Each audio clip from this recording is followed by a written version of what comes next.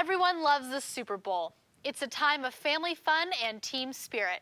However, if you look below the surface, you'll find a far darker reality. So we just had our third annual Stop Traffic Walk in Phoenix, and we had a great night where people came together to show their support to survivors of human trafficking. The Where Hope Lives program is the largest human trafficking rescue and recovery operation in North America. It's the second largest in the world. And the Stop Traffic Walk exists to raise funds and awareness for the Where Hope Lives program. It's based right in Arizona. So the walk was not just a celebration, but it was also a way that we were able to raise a lot of money for the program, because the reality is we turn away people every day from our program. And if we have more money, we can open up more beds. And so that's one reason it's so important and we're so passionate about this.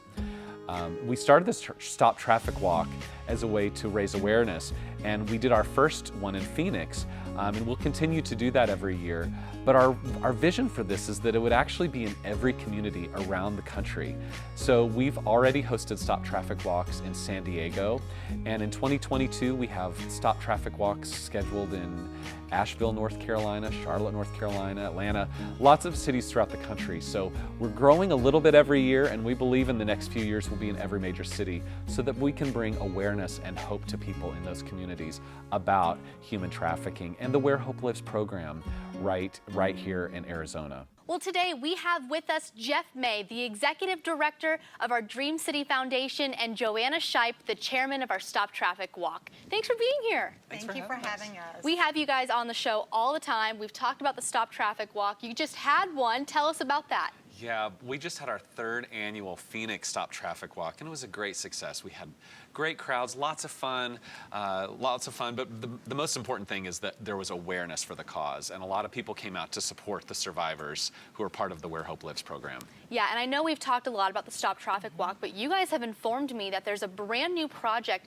that you are working on specifically about the Super Bowl. Tell us about that.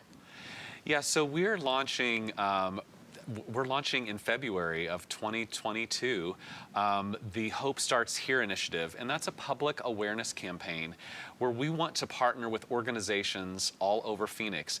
In 2023, the Super Bowl is coming to Phoenix, Arizona. Yeah. And so when they announce that the Super Bowl is coming to a city, traffickers begin their work, and they start preparing and they build their networks so that when the Super Bowl is here, they can meet the need. Well, we said we need to do our part, and we need to fight it with the same kind of strategy and the same kind of zeal that they do on preparing for those trafficking events. So we decided to launch the Where Hope Lives, the Hope Lives Here initiative, and that's we're going to be working with hospitality industries, hotels, transportation, retail, giving them tools so that when the Super Bowl comes, if they see things that look suspicious to them, that they can speak up. We're going to be going into the schools and doing awareness campaigns for all ages of kids, and we're hoping to partner with the NFL in this initiative. So that's what we're aiming for. And so, Joanna, I know you go to a lot of the schools and do the different rallies. Tell us about that. So it's interesting talking to the kids, because some of them sit there and shake their heads like, yeah, and then others go, what are you talking about? And what they don't understand is that anywhere where young people get together, a football game, a shopping area, movie theaters, those are hot spots. Really? And they have to be aware, they have to look out for each other. We try to empower parents to keep their eyes out for what's going on in the communities, what's going on in their own neighborhoods, and to know where your kids are. And it doesn't make you a popular parent when you tell your kids, I'm not comfortable with you going there with just one person, or can I go along too? It doesn't make you real popular, but you know what? These are the things we have to do in today's world. It really is. And so why is the Super Bowl such a hot spot for human trafficking? People wouldn't know that. Generally sporting events tend to be one hot spot for trafficking activity, and for some reason the Super Bowl is just one of those. It's not limited to just the Super Bowl, but whenever a Super Bowl is announced in a city, there's immediate activity from traffickers who go into that city and they begin building their networks so that when those events, when those hundreds of thousands of people come to the city, they're ready.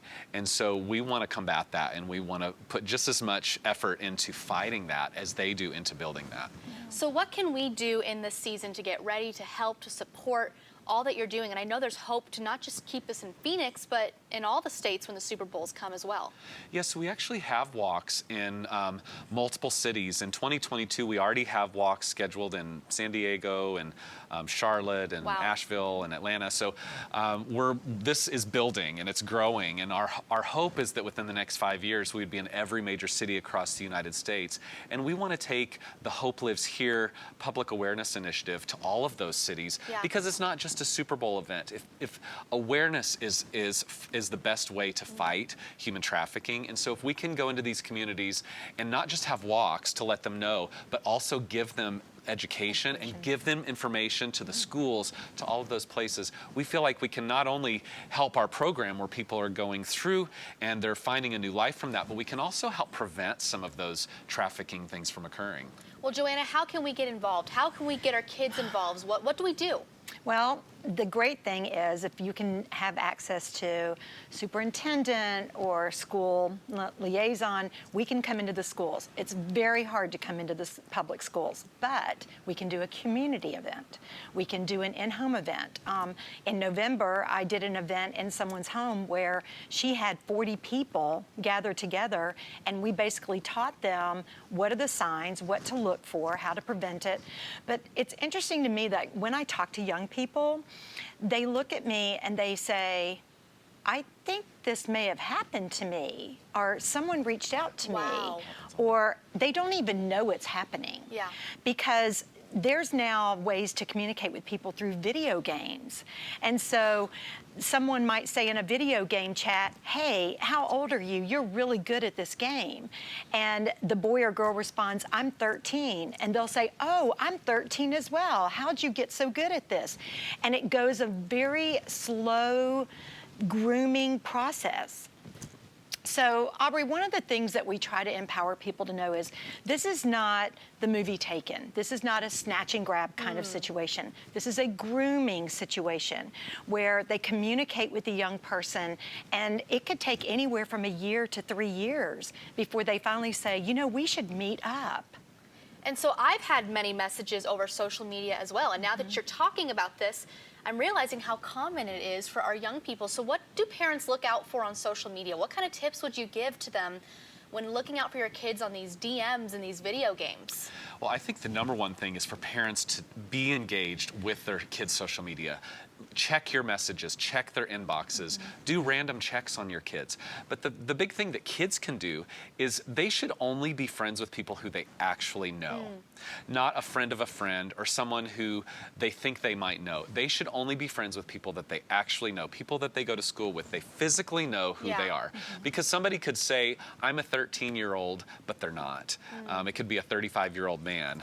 But they work into these networks, and they become friends of friends, and they become trusted in these networks, and that's how they work. So can someone talk to me about what this grooming process looks like? What is grooming? That's kind of a new thing. Like, we've all thought human trafficking is like Taken. What is grooming? So the Taken does it. I mean, that exists. It There's a does. spectrum of human trafficking and how this works. That exists. That happens. I know people who that exact story has happened to. kidding. But more often than not, it's what Joanna referred to as this grooming process, where they build this trust so that by the time they're actually doing this trafficking, they feel like they're with a friend. They feel like they're with a trusted person who they can trust. And, sometimes they do it willingly, and sometimes it becomes against their will. We have people who have come through our program who have been lured, and it just takes that. There's one girl specifically who, for 2 years, she talked to this individual, and she made a post about a fight she had with her parents, and this individual reached He out. latched onto it. She made a post about, my parents are so stupid. He reached out to her and said, hey, I understand, my parents have been like that too. Do you want to talk? For 2 years, he had been grooming her, and at the right moment, it was just like fishing. She bit, and he started reeling in. He met her, took her to a hotel, and it was all downhill from there. Now, this individual that I'm referring to specifically, she was able to get out after just a couple of days, which is Wow. very rare. Usually, they're just in. But that's how that happens, and it becomes something that they go into willingly. We've had girls come to our program who they've been trafficked for years. They have had sex with dozens of men a day for years, and they don't think they're trafficked. What? They don't think that's trafficking. So They think that they're just surviving. That's how they're making a living with their boyfriend.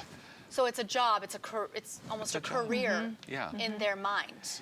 And they don't, but their identity has been taken away. They have no say in what they're doing. They don't get this money. They might get a little bit, but their trafficker is the one who is making these decisions for them. So what's the psychology and the healing that has to take place to get these Well, girls out of this? The first thing you have to do is break the trauma bond. Okay. Because although they're being trafficked, even if they recognize they're being used and abused, they have this bond with their trafficker that's very, very hard to break. They are also probably being blackmailed, and their families are being threatened. So there's a lot of play in here, that different ways of how that trauma bond is formed, Yeah.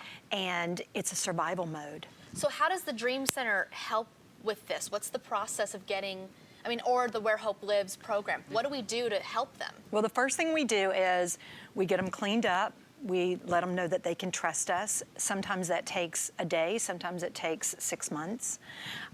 We give them the medical services they need. We have optometry at the Dream Center now. We're about to open up our dental clinic. Wow. It is amazing. We have a fully functioning medical center, the Howley Medical Center there. So, we try to meet their physical needs first. And then we get them into therapy, into counseling, we get them into the program. Wow. The Phoenix Dream Center program works. Yeah. Our success rate is 94%. Wow. That's unheard of in this type of industry. And something else you guys have mentioned before we close up is that 99, when you do the Stop Traffic Walk, the entry fee is 99. What does that represent? It represents the 99 out of 100 people being trafficked who have yet to be rescued. So 1 out of every 100 get rescued. That's the numbers right now. And so we are going to fix that, right? We're on our Yes. way to raising awareness and changing that. So how can we get involved so we can fix that number? Well, Yeah, so you can go to stoptrafficwalk.org, or you can go to wherehopelives.org, and you can get involved. If there's a Stop Traffic Walk in your city, get involved in the Yeah. walk. Get your businesses involved. Reach out to us and let us know, because we partner with community organizations. We go into businesses, we go into healthcare organizations, and we talk about how to prevent human trafficking. So reach out to us. But you can also just donate, because the reality is we turn people away from our program every day because we just don't have the space. And so if we are able to open up more space, then we can help more people. So we do work with other organizations and send them to those programs, but just simply donating at either stoptrafficwalk.org or wherehopelives.org, either one of those. Thank you guys so much. I think we are all more aware after this, and we're going to be looking for the signs and ways that we can help. thank you. Thank you. Well, you heard it yourself. 99 out of 100 people who are in human trafficking will never get rescued. But us at the Dream City Foundation and the Stop Traffic Walk and Where Hope Lives, we're going to change that number. We're going to make that better. So go to stoptrafficwalk.org to find out how you can help us fix that.